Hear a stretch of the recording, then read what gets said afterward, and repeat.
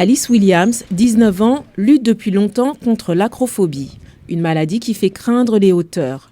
Elle explique l'impact de cette maladie sur sa vie et son bien-être. J'ai le vertige. Chaque fois que je grimpe quelque chose, j'ai tellement peur de tomber. Et c'est toujours comme si je voyais des choses bouger. Alors oui, j'ai vraiment peur de ça. Comme quand je monte des escaliers, un arbre. Je n'ai jamais essayé parce que je sais déjà que j'ai le vertige. Donc quand je monte des escaliers ou que je suis quelque part en hauteur et que je regarde en bas, j'ai vraiment peur de ça. Doreen Gama, 42 ans, ne souhaite pas divulguer son vrai nom, souffre également de phobie. Elle a commencé à avoir peur des serpents à l'âge de 7 ans. J'ai vu beaucoup d'animaux, mais le serpent était toujours présent dans mon esprit. J'en rêvais. Je rêvais des serpents qui venaient vers moi, qui me poursuivaient. Je pense donc que je n'aime pas vraiment voir des serpents. Les experts affirment que les phobies peuvent être diagnostiquées et souvent traitées par une combinaison de médicaments et psychothérapie.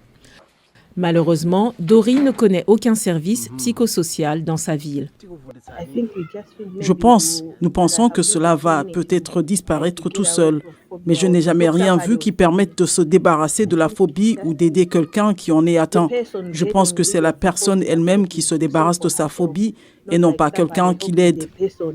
Le plan stratégique du secteur de la santé du Malawi énumère plusieurs maladies non transmissibles qui requièrent une attention particulière. Cependant, les activistes de la santé sont préoccupés par le fait que la phobie n'est pas incluse. C'est là que la phobie a besoin de plaidoyer et de beaucoup de sensibilisation auprès des décideurs, des responsables politiques qui prennent des décisions au plus haut niveau, parce que nous avons des gens au plus haut niveau qui n'ont aucune peur de tant de choses et aussi à un niveau plus bas. Adela Chokoto est conseillère psychosociale et s'occupe de personnes souffrant de tout type de phobie.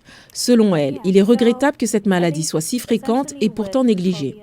Essentiellement, avec les phobies, le meilleur traitement serait la thérapie. Parce que ce que nous voulons faire en thérapie spécifiquement, c'est ce que nous appelons la thérapie cognitivo-comportementale, qui est un type de thérapie où nous décomposons cette peur en pensée et en comportement, mais aussi en mouvement. Je pense donc que le meilleur traitement pourrait être de travailler autour d'une thérapie.